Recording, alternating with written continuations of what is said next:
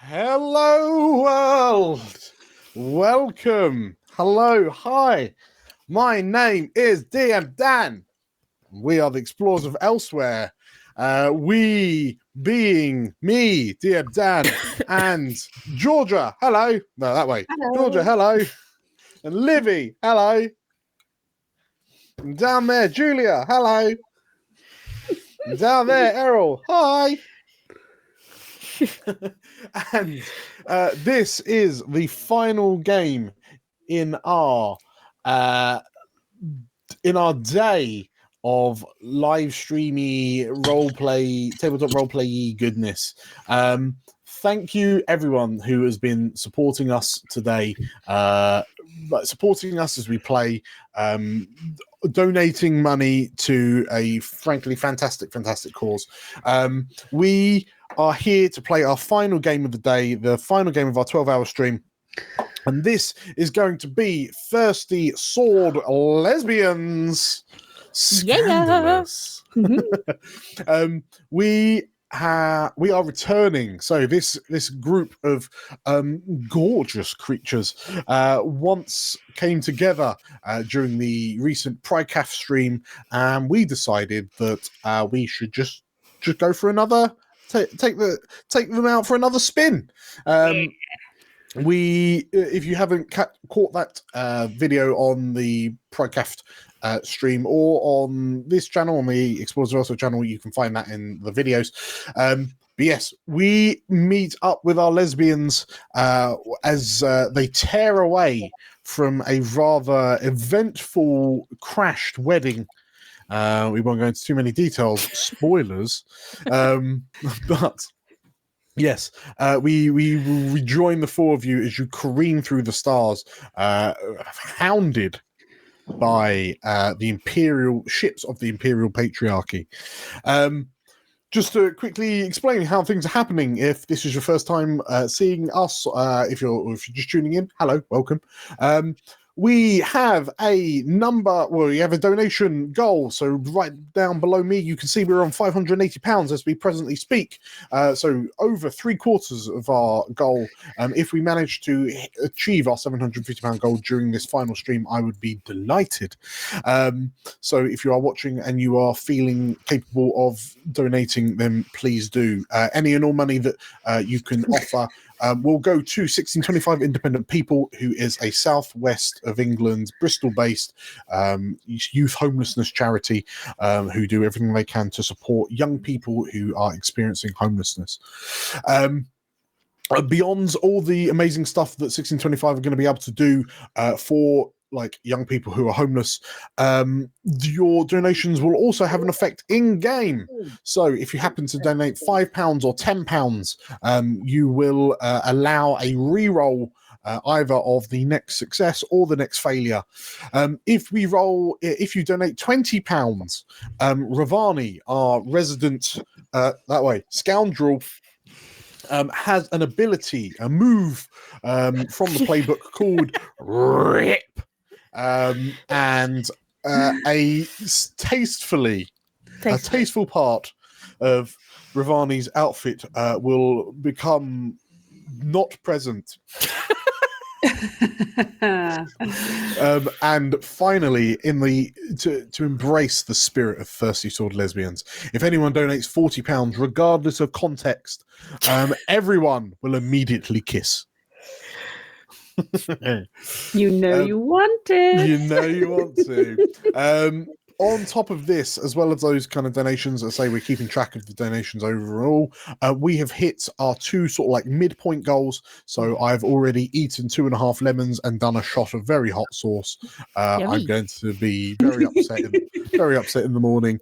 As we push on to our final goal, our last goal of the day, if we hit the 100%, hit 750, I will have these legs waxed live. You in shorts, ready to go. In shorts, ready to go. prepped. I've got my comfy socks on, and I've got my shorts on. I'm ready for the veeting.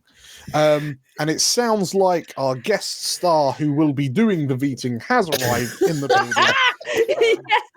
It was going to be me, but I'm busy playing this. So we've had to bus in Nate has sped across Bristol to be with us in person, so that if we are to hit,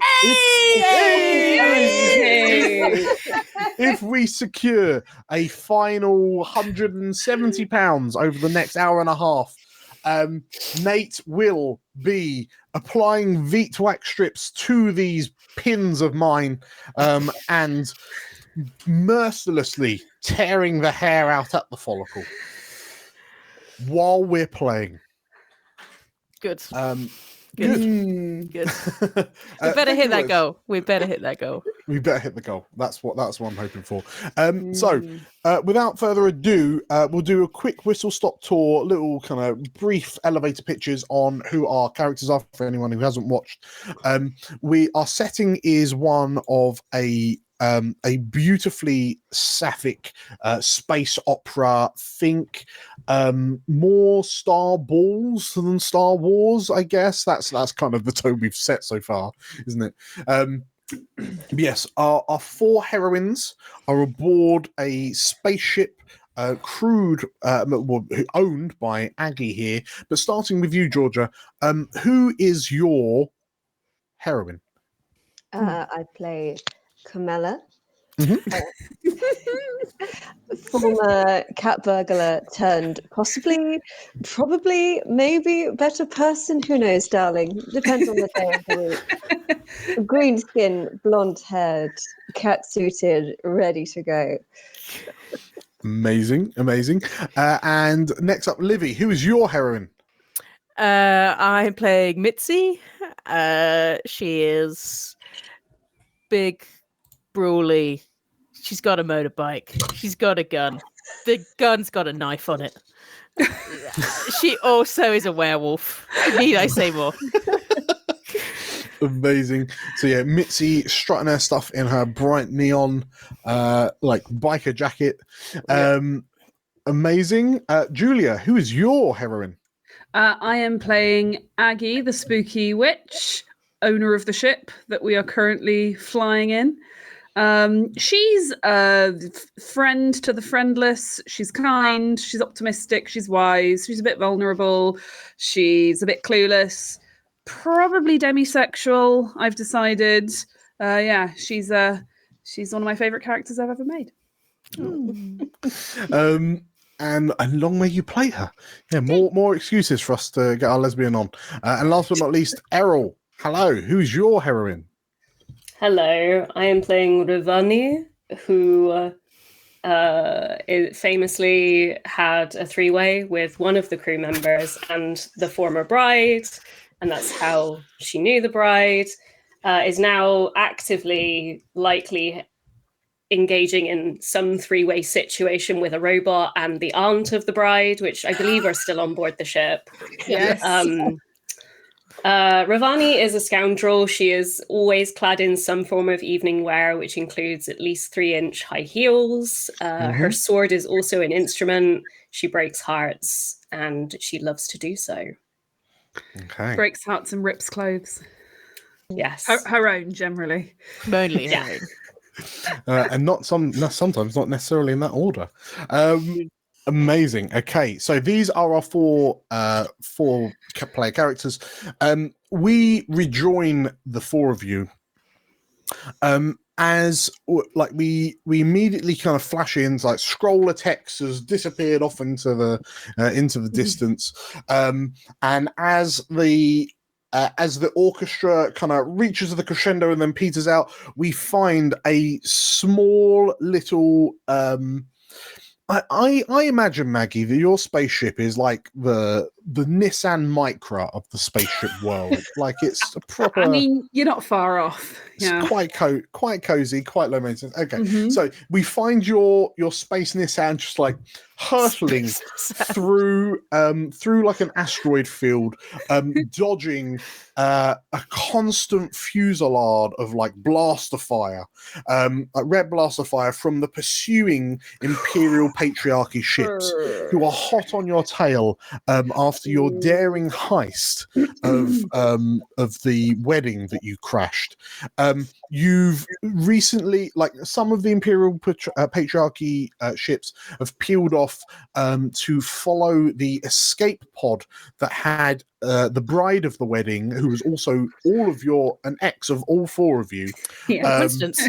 What a coincidence. Yes, what a coincidence. For you, Aggie, only very recently an ex, as you discovered. I mean, from my end, certainly a very recent Yes. ex. Mhm. Hence Yes. the clueless thing I mentioned. Mhm. Yes. And hence the airlock. So yes, a number of the ships peeled off to track this the life pod containing the bride that you all collectively jettisoned from the ship when you realised that your ex was really just a piece of work. Problematic. She was just the worst. And yeah, as you like her hurtling back to the planet that that you kind of kidnapped her from. You're tailed by these last Imperial Patriarchy ships. And Aggie, you're doing everything you can to sort of like avoid your jinking. You're swerving. You're sort of like swinging around. I'm the doing every asteroids. evasive maneuver I know. And like like people are shouting evasive maneuvers as you do your evasive maneuvers. Like one of the Imperial Patriarchy ships smashes into an asteroid that just like lists gently across screen as you sort of duck under it. And as you clear the asteroid field and you realize that you're kind of you're entering into this wide open expanse of space in front of you, and like there's very few places to like avoid the blaster fire. Mitzi, you're slightly sort of like canine enhanced vision that lets you see slightly further into the ultraviolet infrared spectrum. You notice a spot in like a swirl in the distance directly in front of you that's like darker than black, and like you watch as this moat suddenly explodes open into this swirling maelstrom, like a whirlpool in space. And Aggie, you're so preoccupied looking in the rearview mirror of your ship to see where the Imperial Patriarch. The what now? The rearview mirror of your ship, Micra. of your little Micra. space Nissan Micra. Like you're so busy to know, do you jink left, do you right? And I'm trying to remember, are objects closer than they appear or further away than they appear? Like, No, only the wing mirrors, but yeah, no, it takes you a while. You are wondering, and like while you're wondering, are they closer or further away? The other three of you've all seen this wormhole tear open in space in front of you, and like through your chorus of screams, Aggie, you're not quite quick enough to like look back forwards, and you feel the reality sort of like ripple past you as you disappear into this wormhole. And as the Imperial Patriarchy ships like swarm in after you, the wormhole closes, space and location kind of recorrects itself, and then somehow these Imperial Patriarchy ships all just suddenly like they're converging on the wormhole from different directions, and they all just smash into each other and reducing themselves to space debris. Oh boy! And you're well done, everybody. That was a great. Well done. Yes, congratulations. We're all wrapped up. Smashed the patriarchy. We literally smashed it. So, Aggie, as you're hurtling through this wormhole, you are acutely aware that you are in no way, shape, or form in control of your ship as it tumbles and spins wildly out of control. And there is absolutely no way of knowing which way is up, down, forward, left, right. Until you feel another ripple of space wash over you, and your Spaceness and Micra is unceremoniously jettisoned out into an unknown expanse of space. Oof. And the turmoil and the toil of going through the wormhole, you has done a number on your ship, and Aggie, you see the engine management light appear, turn on your dashboard. Just ignore that. Service required. The service light is on. Yeah. Oil check pops up. And the three of you, the four of you, kind of acknowledging that you've successfully traversed the wormhole in one piece. You feel the spaceship begin to shudder as its engines begin to shut down. And as you turn on the full beams to see better into space, you spy a relatively large. It's if you're in a Nissan Micra, this is the equivalent. This is a bit of a cruiser ship. It's quite a big ship, but you note that it's not. It does not bear the iconography of the Imperial Patriarchy, and it looks like a kind of a merchant vessel, like a trader vessel, just kind of adrift in space in front of you. And Aggie, because this spaceship's broken down so many times in the past, you've probably got enough juice to get to that ship, and then you'll be able to get help from there. What sort of state does the cruiser look like it's in from here? Does it look fine? Does it look so as you do derelict? your initial scans, the ship is operational, but it's in what, for all intents and purposes, like a low power mode, like an energy saving mode. But yeah, it looks like it's drifting. It's not going with purpose. Aggie, we really need to upgrade you to a Subaru Spaceback rather than this Nissan Micra. The Micra is perfectly functional and reliable, thank you very much. And I'm a bit more interested in that out there. And she sort of waves at the big cruiser. Well, between the four of you, given that you've just escaped the clutches of the Imperial Patriarchy, how are your emotional well-beings? Have any of you got anything to raise with one another? If Errol, if you could remind me of the name of the fembot and the aunts, that would be great. I think weren't they the aunt and the robot? I think it was the aunt and the robot. we could find out now. I'm I pretty don't think sure Ravani the robot... asks names. No, it's No. not really her I'm pretty sure the robot was called Subbot, and you named it Subbot. And Yeah. I think you'll find. I'm pretty sure. Okay, yeah. That was And also all I a really- pre-watershed episode. Subbot. It was.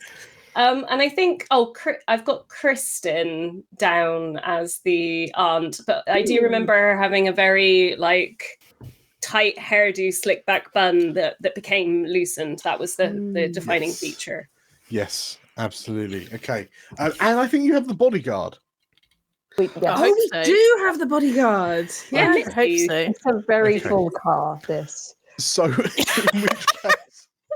in which case, yeah, the four of you look over your shoulder, and in a crumpled heap in the back of the spaceship is this absolute juggernaut of a woman. With a bionic eye, a bionic arm, and really tight fitting leather that stretches as she kind of moves her arms around. There is a very kind of prim and proper aunt, her hair, which was in a tight bun, now the bun has kind of given it some natural curls, and it kind of cascades very naturally over her shoulders, just to give her this really kind of she's got this real energy about her as the dark hair spills out. And then underneath both of them is Subbot, still dressed in priestly vestments, going as these two ladies kind of press down on her. Yeah.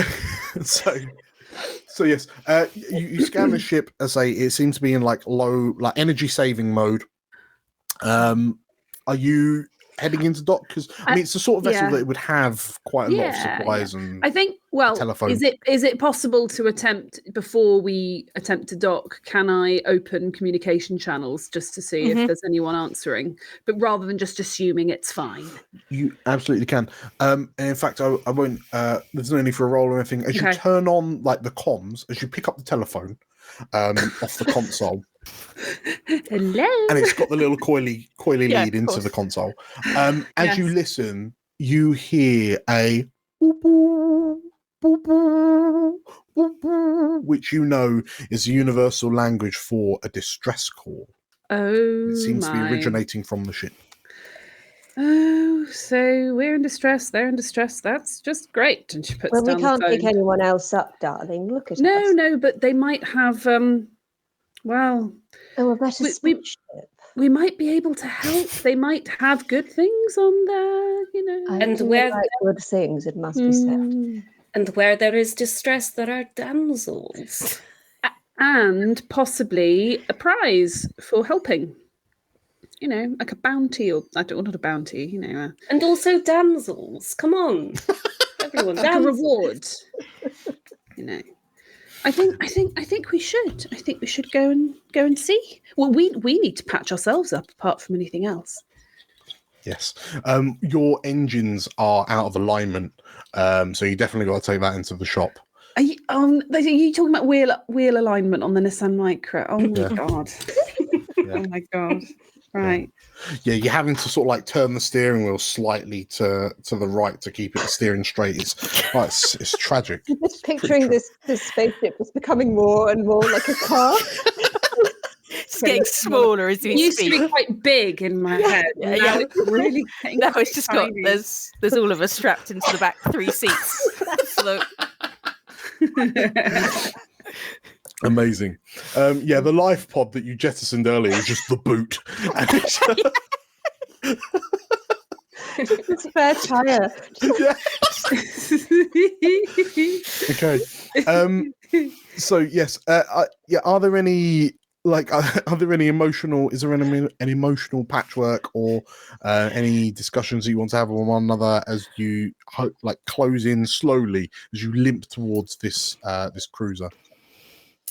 I guess we're at the front of the wheel and a pile of stowaway women are behind us. I think Mitzi will go in for the main crew and what are we gonna do with those three? Are we all going, or are we staying here, or are we you know? I suppose we should probably ask them what they want to do. You know, they clearly didn't want to be in the imperial patriarchy anymore. But we need to figure out where we are and ask them where they want us to drop them off. I suppose, or if they want to stay with us. I mean, who wouldn't really? The bodyguard, overhearing your conversation, she stands up, and she's the kind of person that as she stands like this in the December, as she stands to height, she just seems to be getting bigger and bigger and filling more and more of the space, and she lets out this kind of low, almost feral growl. Of concern, it's just Well, we're all now fugitives from the imperial patriarchy, so the first thing we need to do is hope that we're not in imp space. She says, and you see her sort of scanning horizon, scanning the space, and her bionic eye is turning and twisting. Checking. Yes. And she's got one hand on the control panel, and right next to your head, Aggie. And as she scans, she clenches her fist, and that's enough that it makes her bicep bulge out enough that it just kind of start to press against your cheek. No. Can I take the other side and do the same thing? Well, you just got Aggie being sort of squished in by biceps. And the aunt, she stands up and, well, I've looking through, looking at the stars that we can see. I'm none of these constellations are familiar to me. I would assume that perhaps we're far away from the galactic core. I mean, if we've gone through a wormhole, who knows where we've gone? I suspect that we will have to get some help from whoever's on that ship. Yes. Yeah. Well, Yes. you coming with us, or you staying here, or what you fancy? I think, given that time is the essence, perhaps we should stay behind on the ship. Good choice. Good choice. So we don't get things too complicated. Seeing as we have about an hour. Just Kirsten, are you sure you don't want to come with us? Because maybe you can get some space. You know, it's quite close quarters in here. You can maybe go for a walk and we can get some space from each other because, you know, we've been in here for quite a long time together. The aunt tilts her head, gives you a smile, and it's clear as day that there is something on the aunt's mind. I would offer a figure it out if you are so inclined. I am happy to figure it out. It's a wit roll, right? Yes, correct. And we roll. So, for those of you watching, Thirsty Sword Lesbians is based on Powered by the Apocalypse. So dice rolls are 2d6 based on various moves. And then, depending on the roll, we add a stat and then we compare to see how well we've done. Okay, so 2d6. 2d6 plus your wit. So it's that plus 2. So 10. 10. So you may ask 2 questions now or later in the scene. From what are your feelings towards blank? What do you hope to get from blank? How could I get you to blank? What do you love most? And how would you feel if I blank? It seems like, Kirsten, it seems like you have something on your mind. How could I get you to tell me what it is that is troubling you specifically? Is it about the ship? The aunt... Well, it was such a spur-of-the-moment decision to leave the... to jump in with the 4 of you, the 7 of you, 7 of us all together. If you can secure me some degree of safety and stability, then perhaps I'll be more willing to talk, she says. God, I think those that know Ravani a little bit better see the slight twitch of the eye at the word stability. These are trigger words for Ravani.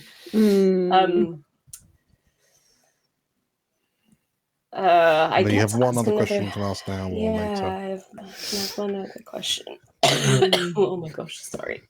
Give me a second to go off a bit. Sure. I would almost want to try and figure out what does that mean to her, like safety and stability. What does she need from us? But that's not. I know that's not technically one of the questions. But what can we do to? Maybe that's not one of the questions. Maybe that's not one of your questions, but that's for us to think about. And then you could always ask the second question later once we've figured out. Yeah. It could be how would you feel if the next available location that is well populated and safe away from the patriarchy, imperialism, you make a nice little life for yourself there, and maybe we forget that you're there, and I visit every so often for some fun. The aunt ponders this for a moment and Well, there's absolutely no way that I'm heading back to Imperial space anytime soon. So that would sound marvelous. You see, I'm feeling quite stressed, and I need something to help me relax. She says, and like her gaze goes from you to the robot and back. I understand. Okay, well, you stay here for a little while. Here are the keys to my room. You can lock it from the inside, and we'll be back in a few hours. And it's the top drawer on the right-hand side.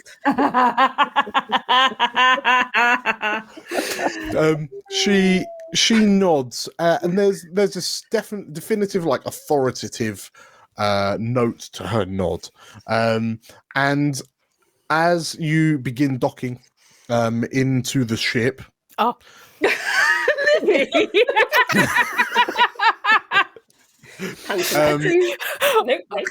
Yeah, like the hangar bay doors of this cruiser kind of open up, and your battered little Space Nissan Micra begins its sort of like final landing procedures, and like the pipes come out and lock up and blah, blah, blah.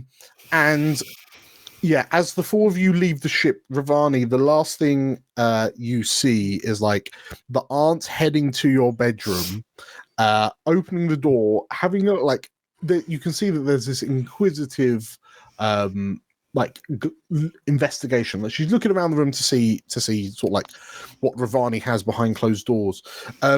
And then, yeah, the last thing you see is her turning to the robot who was the priest at the wedding, and then you just see like a point and a click and a finger like immediately in front of her, and this robot and like scampers across, like hands clutched at chest, and yeah, there is a clunk as the lock on the door.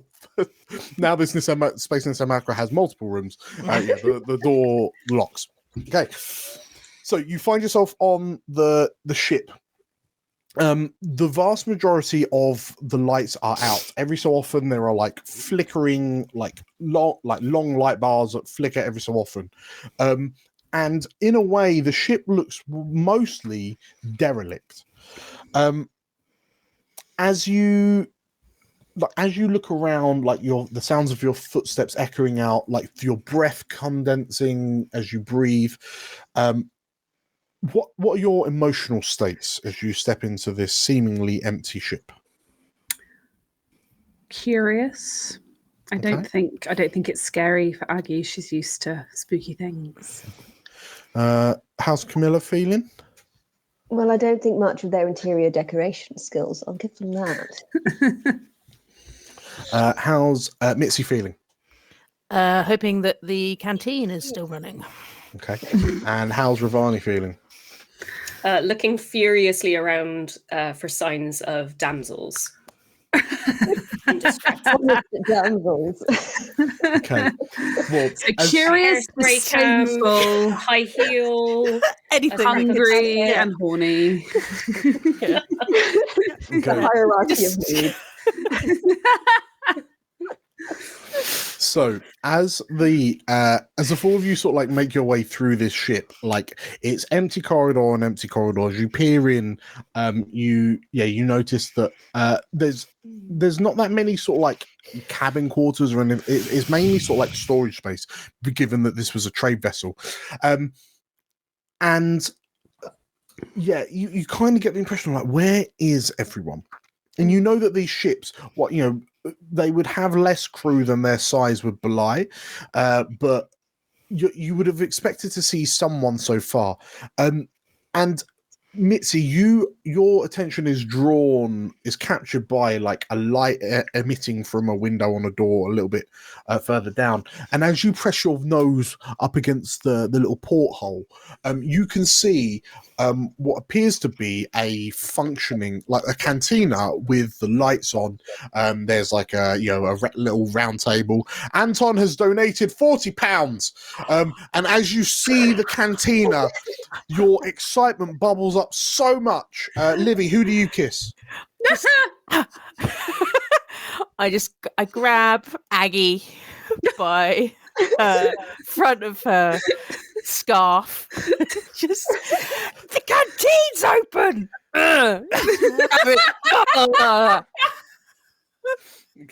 Okay.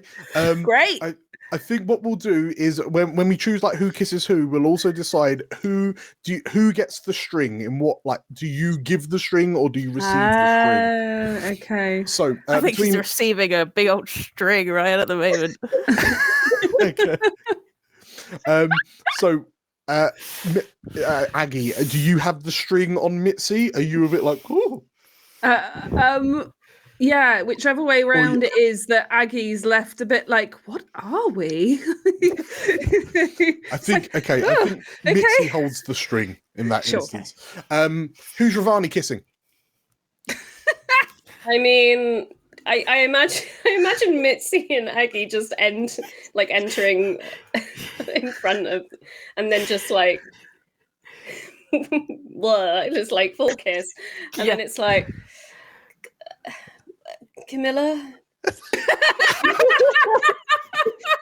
I mean, I wouldn't want me or you to feel left out. No, exactly, darling.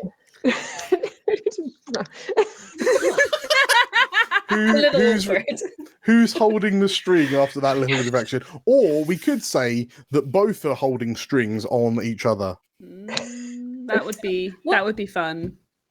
They've been allied in not wanting to leave each other out. Okay. Well, not to leave you out, who's Aggie kissing? So you're spurred on by your sudden snog with Mitzi. I think just imbued with the sort of realization that, wait a minute, we took on the imperial patriarchy and we're alive. And I just sort of go, Rivani, we're alive. And assuming you're up for it, go in for a little smooch, a little celebration of life smooch.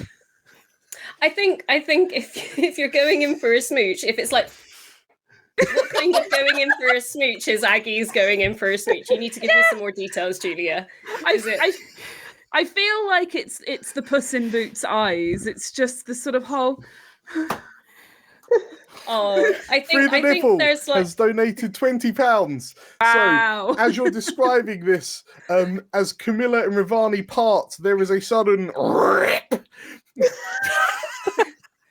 and Aggie, you're just like one of my like fake nails. Yeah. Oh my gosh. One of the straps is gone and it's just hanging now, and I think, oh dear. Well, Aggie, of course, we are alive, and that is a thing to celebrate, and we shall find more damsels. And I think she gives you a very affectionate kind of. It starts off as like a head pat, but it turns into sort of like a cupping of the cheek, and it's a very like sweet kiss. Yes, that's good. That's perfect. Okay. Who? I guess the best way to say, who would, if you would like to offer a string to be held by the other person, then please say. So between Aggie and Ravani, would either of you like to offer a string to the other? Could we just do mutual strings again? Mutual strings everywhere. Mutual strings. Okay, so mutual strings. And Camilla, there's a flurry of snogging and kissing. Who are you planting a smacker on? I think I lock eyes with Mitzi across the top of this situation. Nobody put Carmela in a corner.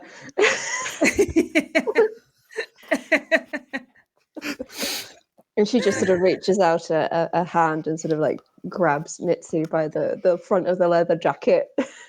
Again, over the top of this very sweet kiss. Okay. So, for Errol's purposes,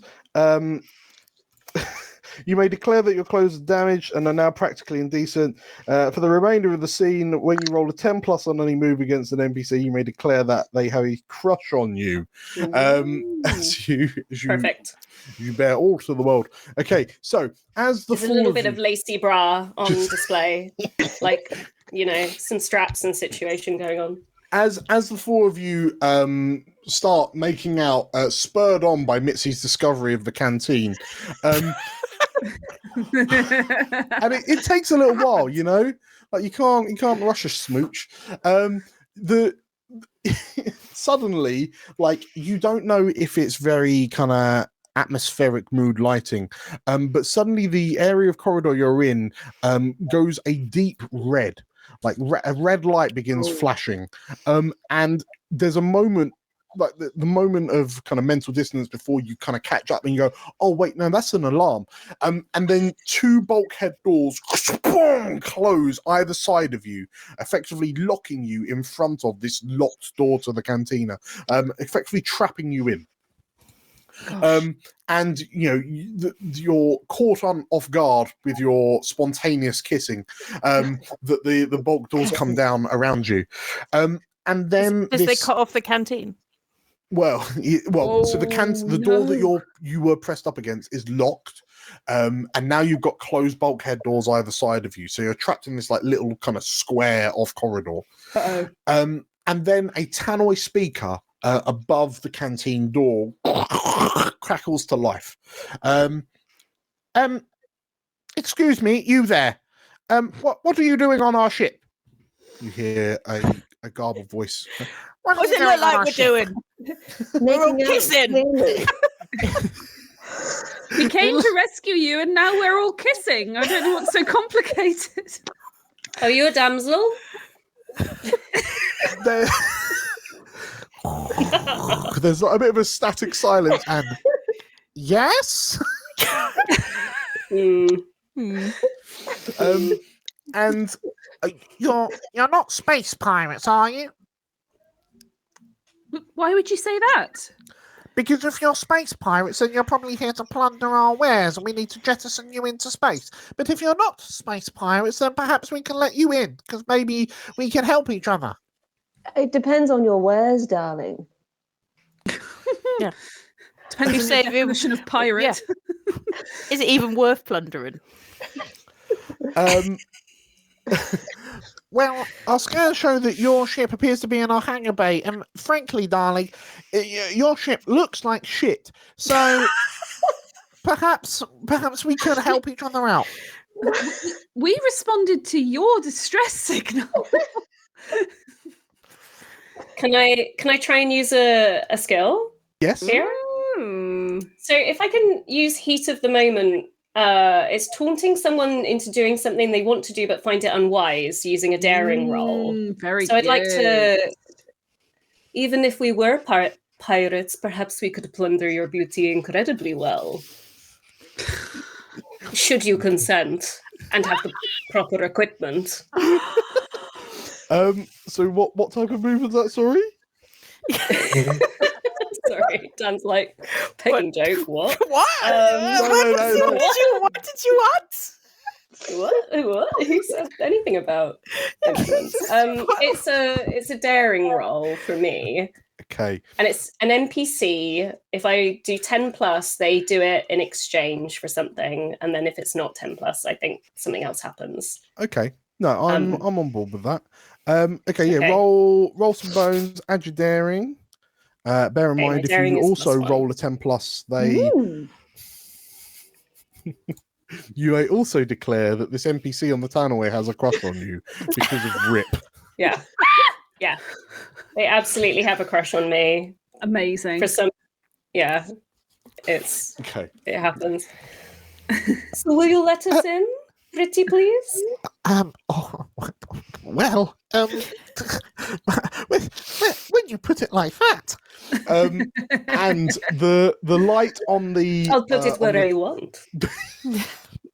With the light on the door to the cantina changes from sort of like red to green, and you hear the security locks open, and with a hiss, the cantina door opens, and like presumably following after Mitzi, who barrels in like a dog unleashed at a barbecue. You, like, from the other end of the cantina, as you step in, three figures emerge from little kind of side room. One of the figures who's holding like one of those like old styly desk mounted like tannoy mics is a relatively short a short and voluptuous woman with cascading like ultramarine blue hair and matching eyeshadow. She appears to be like, you see a little pin on her like on her jacket lapel that says ship captain. Stood next to her is this slightly sort of like, she gives you the air of like mechanic vibes. So she's kind of got a couple of like oil splashes over her. She's got like a flannel shirt on. Whether or not they're Daisy Dukes or something a bit longer in the leg. But No, Daisy Dukes is fine. Daisy, okay. Livy's asked for the Daisy Dukes, and sort of like big. What the name of the boots? Like the Big boots. big boots. Massive boots. They're like the worker boots. Oh, Cat boots. Yeah, those sorts. And there's like suspenders over the shoulders and like a tall belt. And this is so like so forth. Sydney from Final Fantasy. Yes, absolutely. And last but not least, there is a pink skin, like a hot pink skinned alien that's kind of stood between them. The alien has like two sets of arms, one normal length in inverted commas, and then like a smaller pair that's just sort of like clutched at the breastbone, that like two smaller arms. And like in lieu of hair, there are these sort of like three tentacles that spill out over their shoulders. And it dawns on you that these three are probably the only crew on the ship. And the ship captain, like, you can see she's a bit giddy as she sort of like looks at you, Ravani, and your cheeky little bit of lacy bra poking out, and like she instinctively brings the desk mounted microphone to her mouth, and like from behind you, you can hear a voice coming out the tannoy. Hello, my name is Jubilee, she says. And then realizing that you're in the room, she and like puts the microphone down. This is Kath LaBelle, she says, pointing to she's our quartermaster, she says, pointing to the Sydney lookalike. And this is Vado. She gestures to the alien stood between the two of them. And yes, welcome to the maiden voyage. Sorry. It's the name of our ship. Yes. We thought it would be clever when it was first commissioned, but after the first, it kind of lost its appeal somewhat. Okay. Thank you for responding to our distress call. We do find ourselves in a bit of a pickle. Juba says as she kind of steps forward, and she's sort of like, she's not really making a lot of eye contact with the four of you. But how did you four come to find yourself here?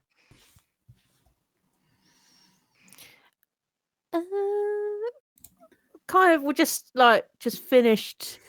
We kind of like finished at a wedding, and we're just like, we didn't really like the after party, so we just thought, we'll just go for a bit of a ride. And then there was a wormhole. Yeah, got in a wormhole. We were like, whoa! And then we came out. And we were like, do you know where in space we are at the moment?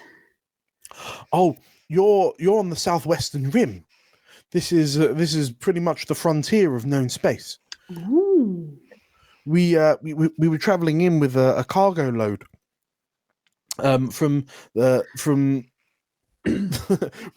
we've just departed from the colony of Queertopia, and we were heading back into the central the central cause, when we were beset upon by invaders. Mm-hmm. Dangerous aliens that have left us stranded and marooned. Ravani, darling, I believe we found your damsels. They do sound quite in distress.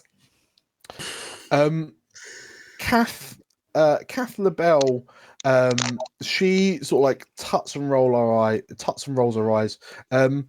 what my captain here is trying to say is that we've actually been stranded for weeks. And we're quickly running out of supply. I mean, there's only 3 of us, but I mean, Vado eats like a truck, and yeah, we're running low on supplies, and like we've tried to get out and sort our pickle out ourselves, but we just those aliens, she says, and she like shakes a fist. And Vado, you see, sort of like like sinks into their shoulders a little bit, all 4 of them, as Kath shakes an accusatory fist at generic aliens. Perhaps there's a ever so slight glance at Camilla, but yeah, Kath sort of like Kath is silenced by Juba, because frankly, you know, language like that is just not acceptable in this day and age. And Juba carries on. So, if you're here, perhaps you could help us. If you can help us get our engine started again, then we can help you make repairs to that banger of yours in the hangar, and we can be on our way. You can be on our way. Well, if we can't even fix our own shit ship, like, what do you think? How do you think we're going to fix yours? Kath LaBelle, like, looks at the, like, pulls a screen from, like, a nearby wall on an arm, and she looks at it and goes, yeah, Nissan Space Micra. They're a doddle to fix up. Yeah, we've got the parts to sort that out for you, darling. I think the wheel alignment's all off. Can you do that? Oh yeah, no, engine alignment. I mean, she sucks her teeth. Well, it's going to cost you a fair bit, but I reckon we can get that sorted. But then, how can we help you? Yeah, because Vado kind of slithers forward a little bit, and you realize that Vado is like pink skinned, but like you've not really seen the bottom half. But as Vado comes out, you notice that Vado doesn't have legs as such. It's just like a cute little squid, like a slime, just like slithers across the ground. And as Vado looks to the 4 of you, you hear this kind of voice in your head say, how can you help us? The aliens that are on board our ship, they are energy vampires. They've drained the power from our core, and if you are able to remove them, then we can restart the engines and leave. But the energy vampires are dangerous creatures. If we try anything we're simply not equipped to try anything ourselves. Well, you should have led with that, because we're great at fighting. I thought you wanted us to do the engine. I'm shit at the engine, but I could fight. It's out a massive gun sword. You're shit at what, did you say, Mitzi? The edging? Yeah, I am, because I just want to. I just want to get it. You know, I'm just hurry in there, and I can't. We'll talk about it later, Mitzi. Don't worry, we'll talk. Insatiable. I can't do it. It's all in the wrist, darling. Oh well. You know, jobs to get done. You know, I'll just put in there, bish bash. Anyway, what are we talking about? What were you actually talking about? Engines. We can't fix an engine, but we can fix an alien problem. Great. No, we can do that. With a gun. Fine. And yeah, Aggie looks a little bit perturbed, but says, yes, I'm sure we can help. The Juba sort of like smiles and thank you. I'm not particularly sure how much use we can be while you're dealing with our energy vampire problem, but the sooner that you can help us, the sooner we can help you. Who's like you're given directions to like the engines where the energy cores are that presumably these vampires are siphoning energy from. Just like a Capri Sun. Yeah. Who is like, are there any checks that you want to? Oh, would you look at that? Subbot has donated £40. Oh, wow! Again? So Right. let's start with okay. Camilla. Who's Camilla kissing? And there are you have got Jubilee, Vado, and Kath Libel in the room as well. That is true. I think Camilla seeing a fellow hot alien in the room with her before they depart, she's going to come forward and obviously also several hands. Brilliant, excellent. We love to see it. We love it. Yeah. She's going Double to the go down. hands, double the fun. And also 3 tentacles. My God. She's going to come down and she's going to. Okay. As you plant a kiss on Vado, there is an undeniable like electrical tingle that like goes from your lips down your spine and sort of like into your shoulders primarily. And there is the lingering aftertaste of lavender. Aggie, who's Aggie kissing? I also go up to Vado and I say, I promise we'll sort out the situation in a way that's culturally sensitive, and gives her a little kiss on the cheek. Okay. Acknowledging her alienness and the fact that we've been told to go and shove out some aliens. There's the electrical tingle into the shoulders. And the lavender. And the lavender. Who's like Ravani crowding kissing? Who did you say, Ravani? Who's Sorry. Ravani kissing? Yeah. She also we're goes up to Vado. Yeah, we could all line up to give Vado a little smooch as we go out. How wretched would you feel if, like, here are 4 beautiful women and then they all spontaneously decide to kiss one person? Forearms, tentacles, electric. We're all some flavor of monster fucker here, Dan. Like, come on. And she tastes like lavender. Yeah. Perfect. I think Ravani is going to go up to Jubilee, the captain, and kind of take a knee and extend a hand for their hand and say, "We will relieve your distress, you wonderful damsels. We will do our to remove this fearful presence from your ship," and gives her a delicate little kiss. As she leaves. But as she leaves, she does whisper towards Vado, "It's very good to have a good appetite when you're eating. It makes for very good stamina for some things." And then Okay. Like Jubilee blushes furiously as you give her a kiss. We'll swing back to Jubilee real quick in a bit. But Mitzi, who are you kissing? No, I will. Mitzi will go to. Is it Kath? Kath? Kathleen, Kath. yep. So Kathleen and just kind of give her a try and give her a peck on the cheek, but she can't help but do a little bit of teeth because it's just what she's like. Just.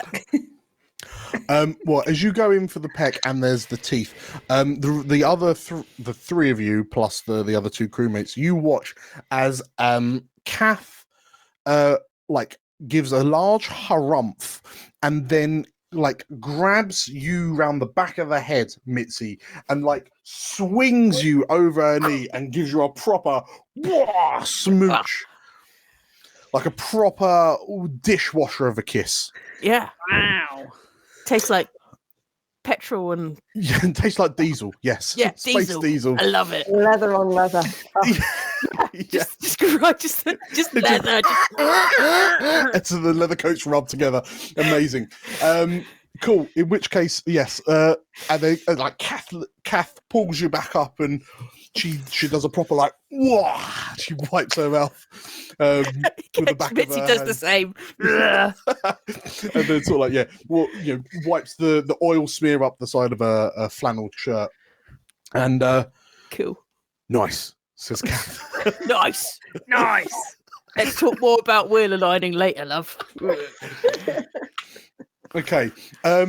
And yeah, Jubilee, she's like blushing furiously. And she, under her breath, so just only you hear Ravani, you hear her say, "Well, I'm glad I took the wrong turn into unexplored territory now," she says. Oh, we'll explore your territories, love. Don't worry about it. Wow. Anyway, time is of the essence, dears. Time is of the essence. We have an energy vampire problem that we need you to sort out for us. Before you go, does anyone want to roll any like emotional moves on anyone? You can entice, figure out, influence. You can become smitten. Julia has donated £10. Oh, whoops! Did I? Oh, Really well, okay. failures. We are only £60 from Waxed Legs. Yes, you can choose to become smitten. Yeah. Do any of you want to entice, figure out, or influence any of these three before you head out? Oh, my goodness. Nah. I think they seem totally on the level. It's fine. Yeah. Okay. No problems here.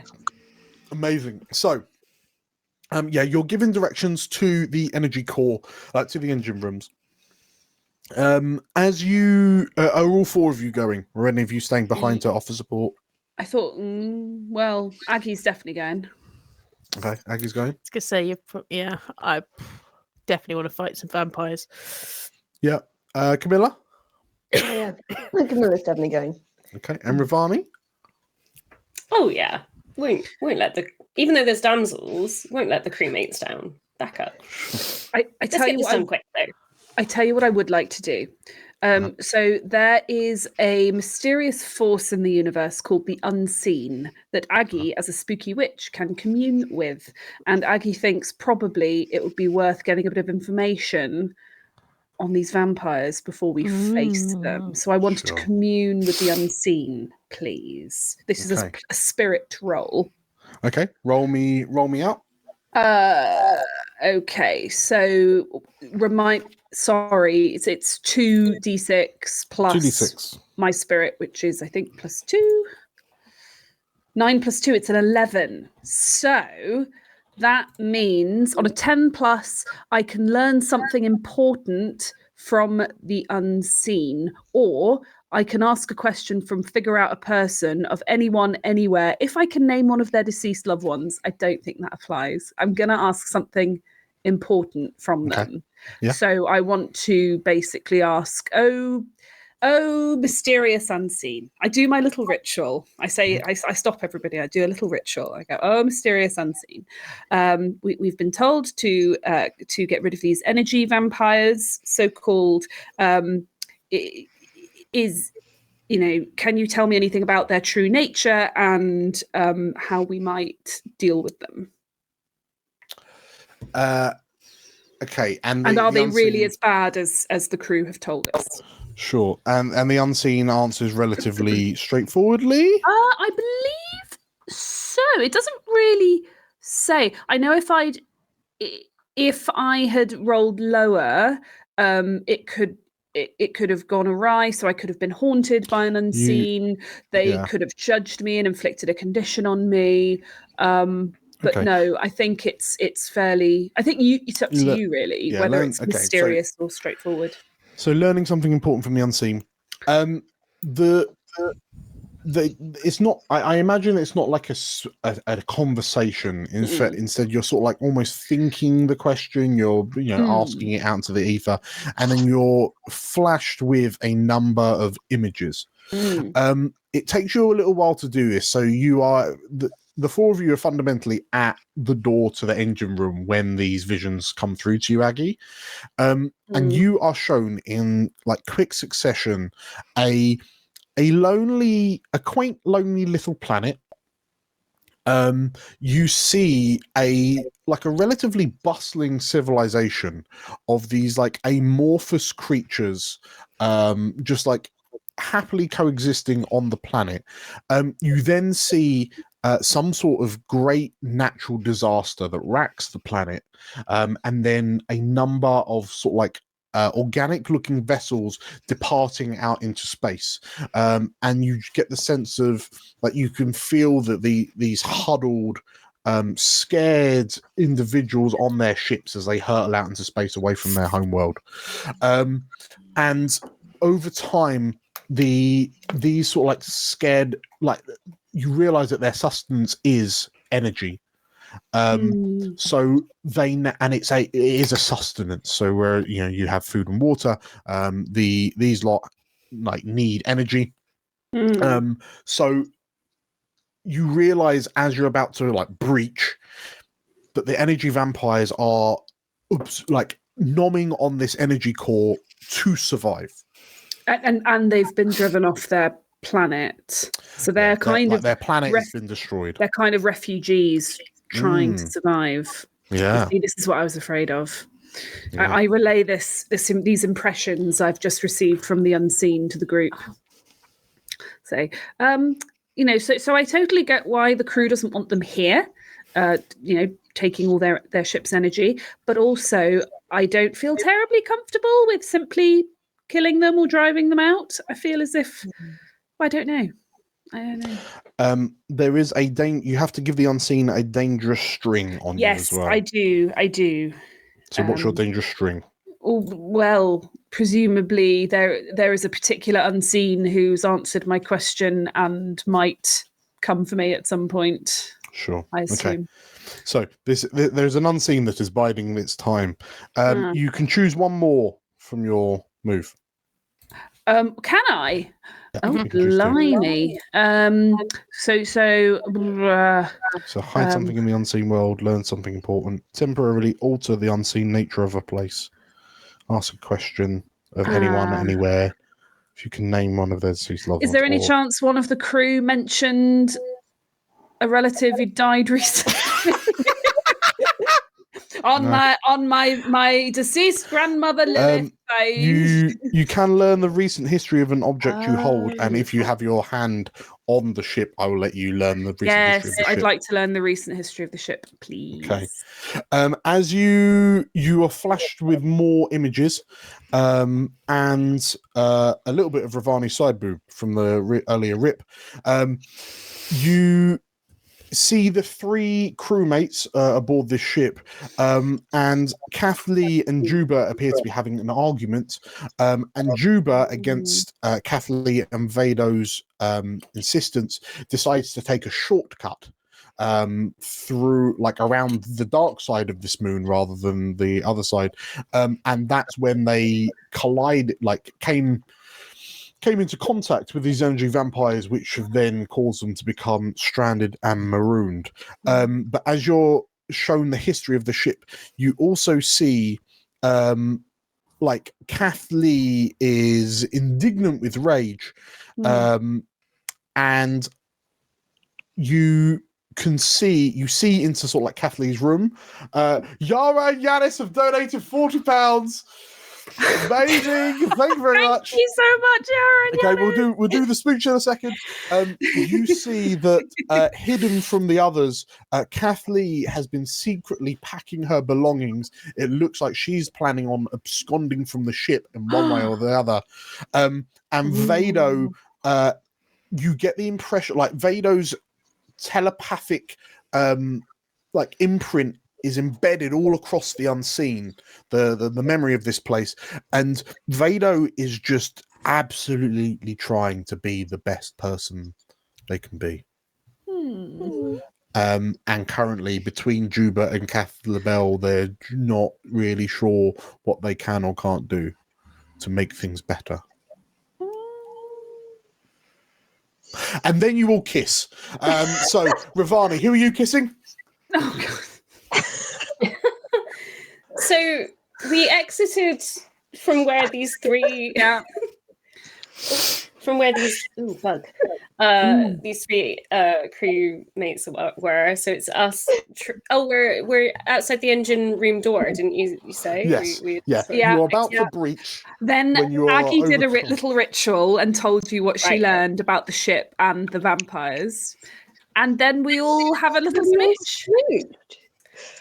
I think. Well, how does Aggie seem after coming in? Does she see? It sounds like she's a little upset and distressed about these. She is a little bit upset. She's conflicted because she wants to help these people and she understands where they're coming from, but she also doesn't know what to do about the vampires because she feels bad for them. So I feel like Aggie wears her heart on her sleeve as well. So there's probably some big anime tier situation. Maybe. I think Ravani just kind of goes up to Aggie and says, "It's okay. We will do what is right," and gives her a little kiss on the forehead. Oh, thank you. That's so lovely. Would you like to hand out strings or become spitted or anything like that? I mean, I'll definitely give Ravani a string if that's Okay, yeah. Ravani, you get another string. So Ravani has kissed Aggie. Who's Aggie kissing? Oh, blimey. She's scared of Camilla, so I think it has to be Mitzi again. Okay, so a snog on Mitzi. Who's giving who strings? I think I don't know. We're mates, so I think it's pretty neutral, isn't it? Yeah, gonna say it's just combine some strings. It's just more fuel to taunt each other with whenever we get drunk. Yeah, consensual and mutual snogging. Yes, between pals. Yeah, exactly. Okay, who's Camilla kissing? I think Camilla is going to lean down very gently, like cup Aggie's cheek, and just sort of look at her and go, "Why don't we give them your dreadful car?" And then sort of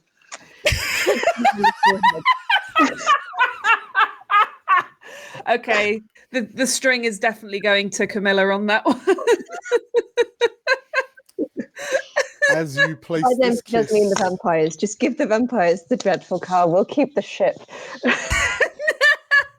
As you place this kiss upon Aggie, and Aggie goes a bit gooey-eyed, I would like to introduce Nate to the room because we have just received our final £20 donation to get us through to 750.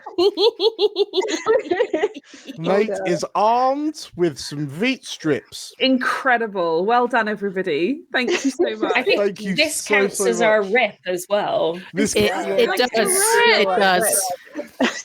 Amazing. Yes, I'm more than happy to say that. And I'm sure Waxham, who donated that final £20, would agree with that as well. Okay, real quick. The names of the donors have been on point today. I am acutely aware that we've got officially 17 minutes left of the stream. Yeah. So now waxing will take a while. Yeah. So hear me out, and I appreciate that this might feel a bit peer pressury, but do it, Nate. Of the five of us, do it while he's talking. Who wants to carry on past 10:30? Maybe till 11. So we've got all the time in the world. 12.5 hour stream. Depends how long. Doing it, that'll give Nate some more time to wax my legs. Nice. We need to get some good waxing done here. The people have voted with their wallets. Yes. Oh my God. It's what the people want to see. Exactly. We've been promising it all day. Are you going to sit down and me put my leg on your lap? How's this working? Hookers only do above the knee. Okay. You are going to go above the knee, or yeah, because are we doing? Are we just start with the bikini area? Work down. We'll do the calf. Okay. I'm going to leave my sock on for your benefit. My feet aren't that hairy. Have we got a wax cam? Oh, that would be good. No, I think it'd be arguably funnier if Nate's slightly off camera, and then every so often I just. Okay, that's okay. And the leg not Nate is reading. Dan, got some light. There you go. There you go. You need to keep GMing, Dan. We need to keep GMing. Beg my pardon. You want to warm him up, Nate? How unprofessional of me. Okay, so sorry. who's just so Camilla's just kissed Aggie and suggested we trade in the hunk of junk in the hangar bay. Very good. Who's Mitzi kissing?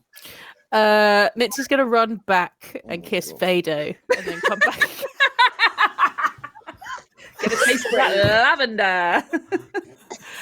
Well, I like to think that Aggie described And situation that Vado was in. Uh-huh. That Yeah. Vado was feeling bad, and Oh, I I think see. Mitzi was like, "Oh," And then we I should both really give- described the lavender. and Mhm. yeah, and Oh, then you're you were really just getting chatting it on about the there, aren't you, Nate? lavender. So yeah, Maggie,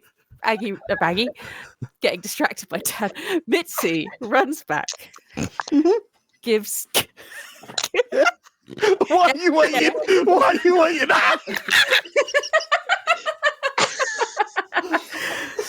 Nice. Can you use the same strip? Yeah, you can. Tell Nate that he can use the same Yeah, strip use it multiple again. times. Okay, good. Runs back, We're here kisses till 11. Vado, gets that little lavendery ting, goes back, and is ready to go. Okay. Beautiful. Amazing. Okay, so the smoocher's out of the way. Wait, are you giving or receiving a string from Vado? I'll give Vado a string. Give Vado a You string. can have a string on me. Very good. Okay, so you return just in time for the breach to begin. Who is? Oh my goodness! Who is breaching first? Oh, Who's through the door first? You're Mitzi okay. first. Without stopping, you just shoulder barging the door open. Yeah. I'm just with my head. So, Mitzi, you go barreling through this door. Bam! Like the light's gone green because it's clear that those in the control room are going to open the door for you, but you're not waiting. You just nut your way through. Oh, you're doing two? Right. Okay, and as you smash into the main like engine room, there's this like large cylindrical core in the middle of the room. It's like it's got this bright blue glow emanating up and through it. It's got black. And like you notice that there are these like these shapes attached to the glass core between the two sort of like caps on the floor and the ceiling. And as you like headbutt your way in and the four of you burst in, there's like this high pitched like electrical shrill as the shapes detach from the core, and they look like sort of like floating orbs of electricity that is the same color as the energy that was running up through the core. And now that they've detached, like the room lightens up a bit more as they're not kind of slurping on it. And the energy, like the lightning, electricity crackles around them somewhat aggressively. But Aggie, I mean, you've had your thought process. Like Mitzi, if you're barreling in, I'll give you.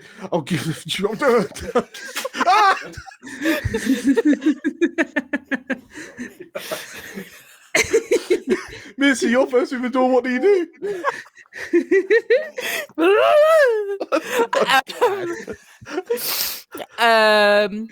I can. I know they're not. We don't know if they're technically foes or not, but I'm going to use my big dyke energy, and as I come in the door, basically my big dyke energy means that I make it clear to foes that I'm the biggest threat, and for the rest of the scene, if I roll a 10 plus, someone can be impressed or intrigued by me. So yeah, just gonna come in, just hey, you can't be just doing all this. You gotta clear out, guys. Didn't you? She kind of looks at Aggie like we're not fighting them, but they can't be here. So I'm just gonna say that can't park here, can't stay here, can you? Come on, Dan. What are you gonna say back? What are they going to talk about? What do they say back? Yeah, what do they say back then? That's what they say back. So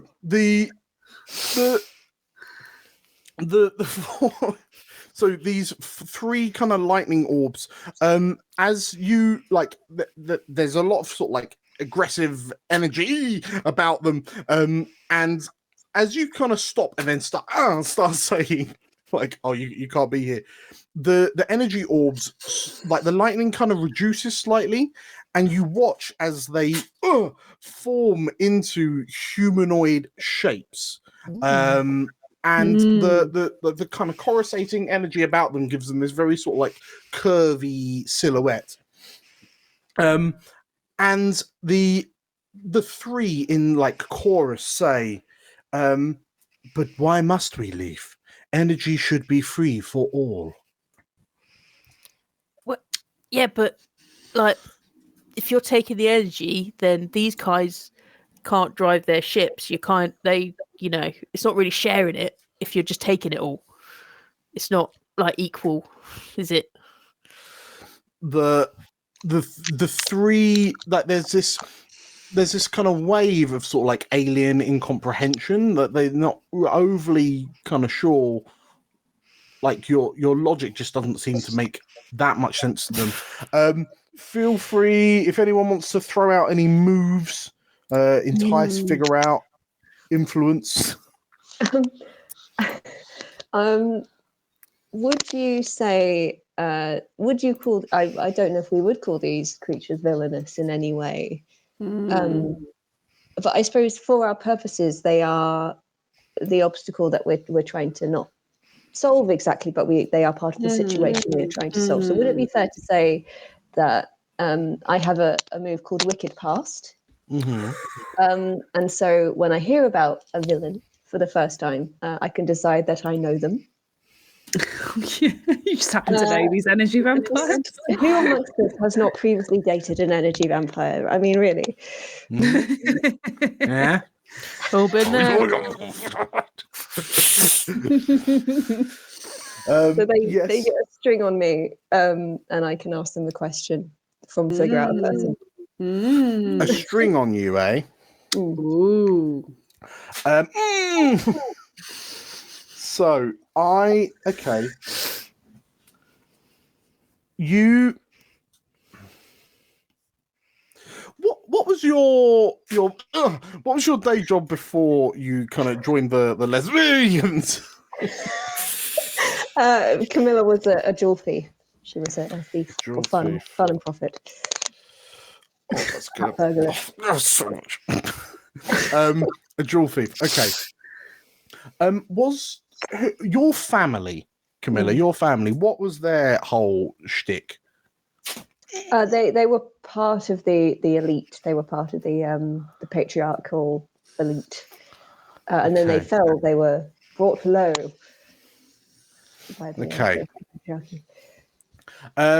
Okay, so just for me to clarify with your villainous thing, so what is it you learn about them? Sorry. So it can be decided that I've met them before, that I know them from my past. Okay. And if I can give them a string on me, and then I can ask them a question from the figure out a person section. Okay. So your string, like your connected history, is that in the cataclysm that befell their planet, you know these aliens because you were on their planet stealing like fundamentally the crown jewels whilst everything was in disarray. Just looting. So effectively, yeah, you waltzed in and helped yourself because, well, they're not using them. They're not using them.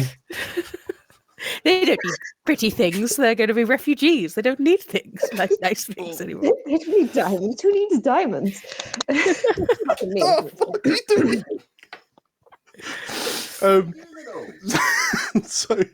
Yes, you have encountered them because you stole and pawned off their crown jewels while their planet was exploding. How could you, Camilla?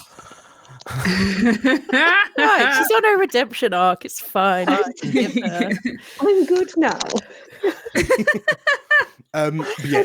Thankfully, these energy vampires don't appear to recognize you, presumably because you are good at your job. Because you wore a tiny little black mask. Yes, the tiniest Zorro mask. Back of the leg now. Ooh, yeah. Nice. You're going how high? Not that high, don't worry. Oh my god. Balls high. Okay. So yes, you do know them. They get a string on you, and you then get to ask a question. Sorry. I get to ask a question from the figure out a person section. Do you want to ask that question now, or are you banking it? I'll ask it now. Okay. I suppose by sort of a waltz past. It's like, oh, darlings, oh, it's you. How good to see you. Tell me, what could we do to facilitate you not draining this ship of its energy? The car. So the energy vampires mull on it for a moment, and if you can find us an alternative power supply that we can feed on, perhaps a renewable one, we can leave this ship be. But we have been marooned for so long, we are in danger of dissipating entirely.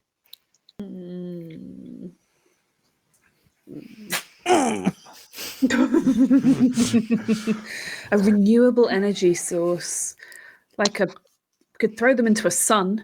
That would it's pretty renewable energy, isn't it? I was thinking more like I'm sure the patriarchy have like a wind farm somewhere that we could just let them colonize a wind farm for the patriarchy. solar panels somewhere. I don't know. What about the black hole? Is that an option? Ooh, the singularity thing that we came through. Yes, Errol. Can I try and figure out a person and then to ask a question? Yeah. The energy vampires. Okay, nice. I'm gonna get a +3 by spending. Does that mean they get a string on me if I'm spending a string? I'm happy to say that if you don't currently have a string on them, which I don't believe Ravani would, you can instead have them get a string on you. Cool. So anti-spend a string, if you will. Mm-hmm. Yeah. Okay. I will roll well then, and hopefully it will be good. +3. Ooh, very good. 13. Okay. Incredible. Okay. Okay, so 2 questions, but hopefully maybe I won't need to.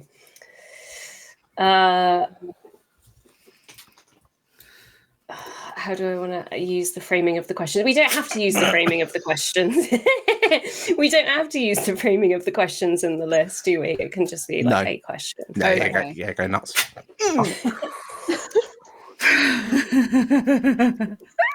So you need a renewable energy source. Yes. And I don't know whether this engine is really a renewable energy source, but how could I get you to tell me what the limitations of an energy source mean to you? Perhaps like emotional energy is something that could sustain you? The creatures look to you, and there's the flush of confusion. We do not understand. What is emotion?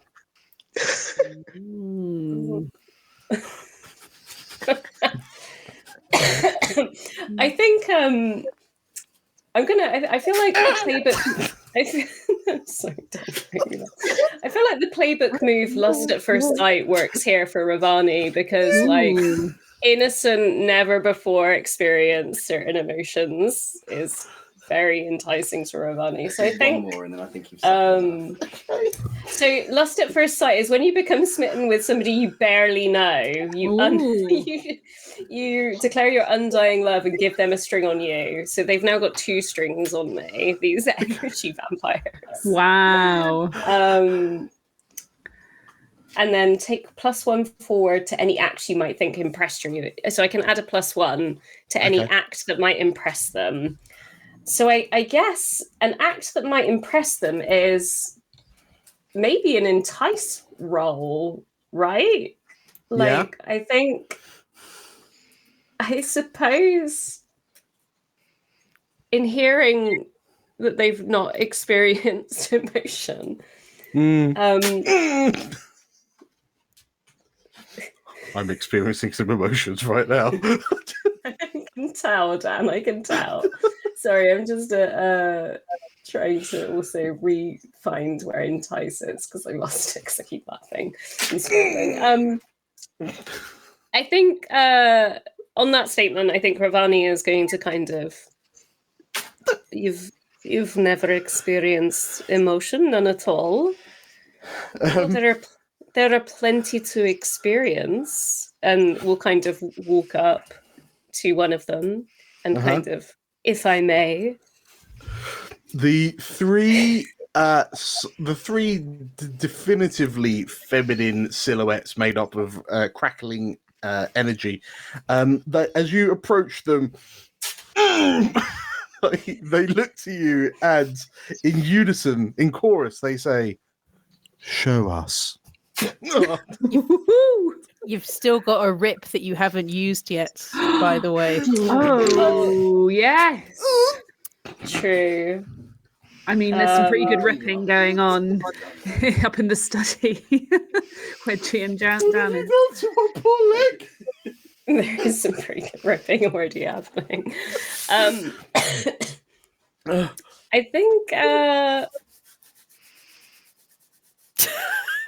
What is happening now? Just giving a calming little rub. to be so upfront, it's so hard to think of sexy sensual stuff while you're like, ow, ooh, ow. It's just really difficult. It's your face journey. Well, tell you what, gang, there are 4 strips left. Do we want to watch Errol's muddle through a sexy scene while I'm getting my legs waxed?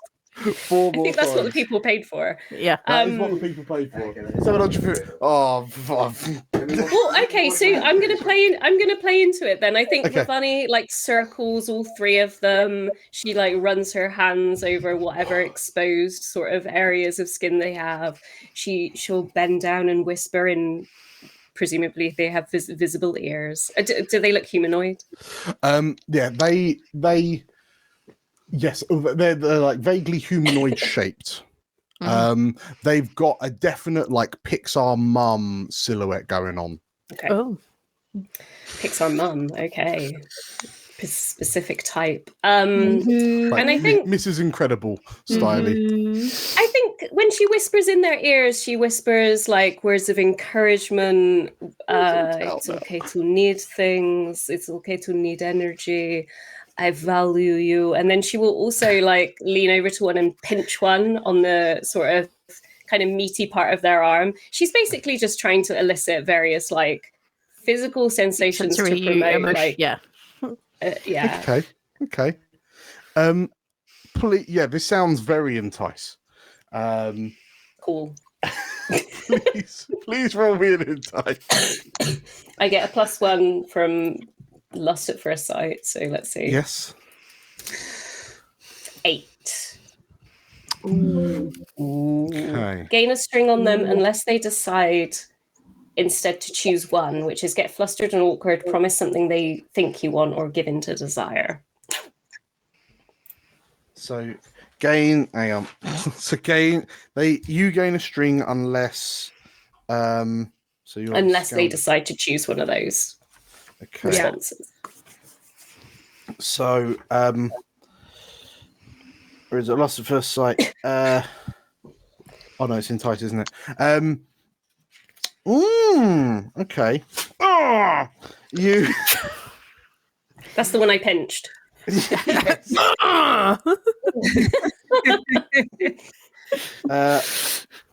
Promise.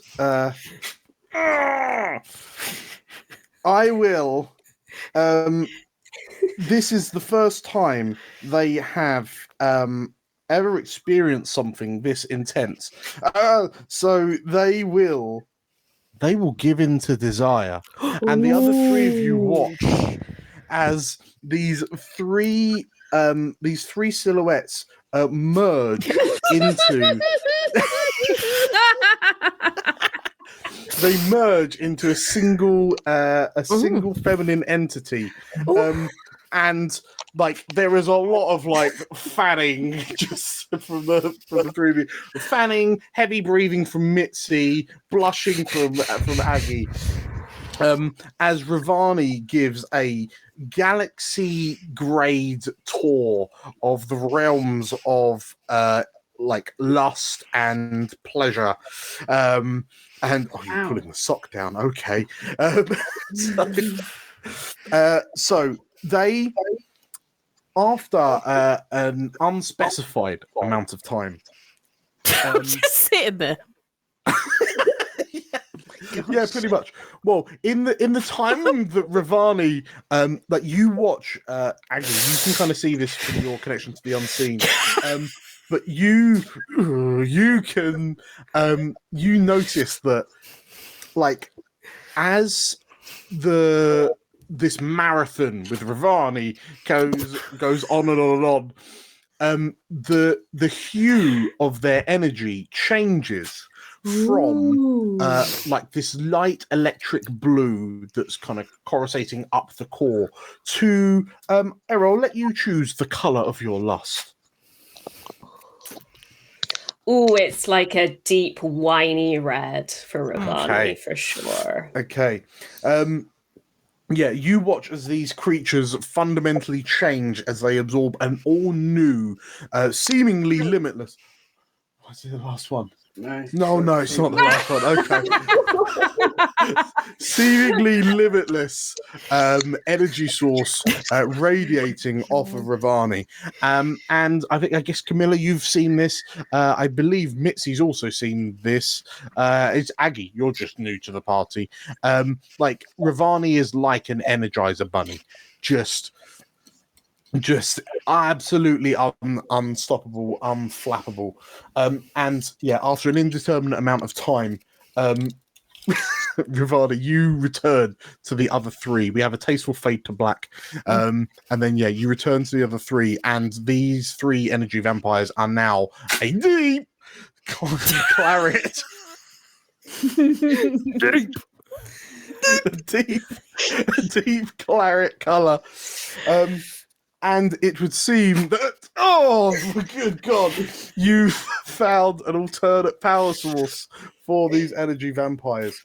Yeah, you find that they've never experienced anything like this. But now that they've unlocked the secrets of this universe, yeah, they're back up and ready for round two surprisingly quick, Errol, Ravani.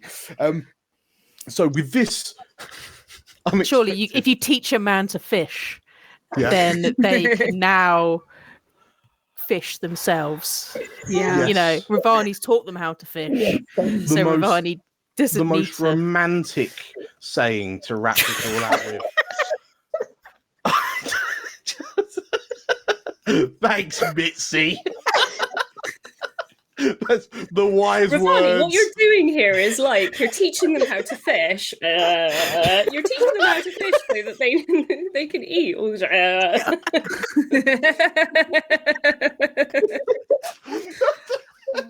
Yeah, those are the wise words coming from Mitzi.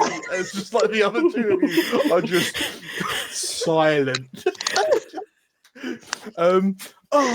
Leaning against the wall, like, That wasn't a good noise. No, that was the noise of the energy vampires. Okay. I think I feel somewhat distracted.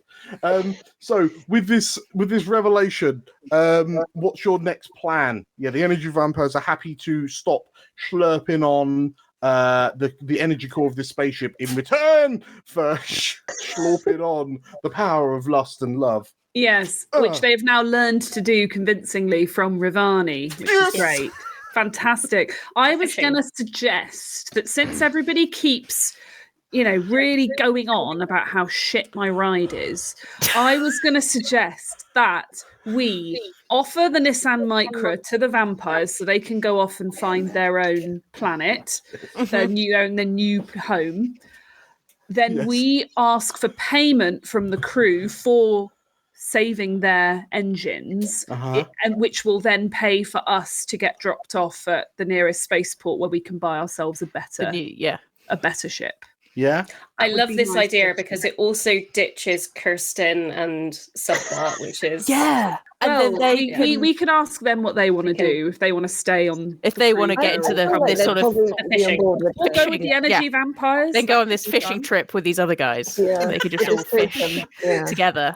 It'll go fishing. Okay. So that's what I'd like to try. Okay, so so is that the plan? You're gonna That's the plan. give the energy vampires the Nissa Micra Yep. as a little top me up. And yes, there's a lot of lustful energy emanating from Ravani's bedroom. It would seem. And the bodyguard, she's feeling a bit third wheel. So perhaps she joins the crew of the maiden voyage. Perfect. can Yes. come along. Okay. In which case, as you lot solve this energy crisis mystery, I feel this was a really in-depth story. We were all super kind of Fully invested Fully and invested. locked in the whole Yeah. time. Yeah. No distractions. yes, as you managed to solve this problem without the use of too much violence. The four of you, the energy vampires, kind of wave their goodbyes as they putter off in the fixed Space Nissan Micra, courtesy of Kath LaBelle. And yeah, you are dropped off on the nearest spaceport as the ship finally is able to carry on its course. And yeah, as it docks at the next spaceport, they give you safe passage, and you're able to jump off on this outer. Okay, thanks, Nate. On this outer rim world trading port. This Tortuga of the galaxy, if you will. And as you watch as you watch this Macro sort of like flying off into the distance, so the energy vampires may spread their new found knowledge to the stars. I think, are we happy to? Perfect. Cool. nice. Roll credits. Amazing. Are you pleased with yourself? You've done an incredible job, Nathan. Yeah.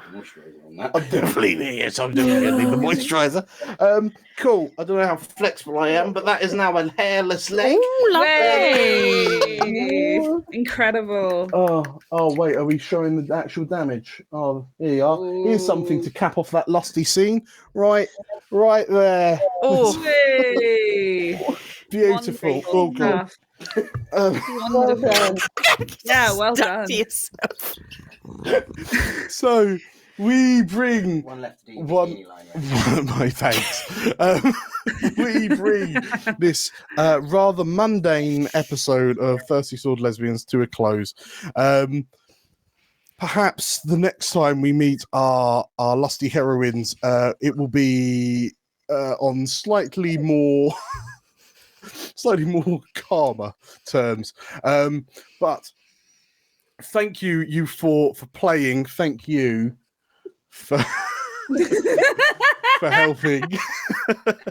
And most importantly, thank you to all of you in chat who are still around for thank donating. We have successfully hit 100% of our goal. We have raised £750 for 1625 independent people. Incredible. Thank you so much. 100% worth the lemons, the hot sauce, and the leg. Some are ready now. Some are ready. Just the one leg, though. Just the one leg. Just the one leg. We got through 19. It took 19 strips to Yeah. clear that bad boy down. It's not even done. No. It's patchier than my bum fluff. That's, so with that image in mind, Yes, thank you all again for watching. Thank you all again for playing. If you enjoy this video, whether you're watching it live or watching us after the fact, if you're enjoying the sort of stuff that we're doing, this kind of larks and malarkey that we're getting up to, absolutely like this video.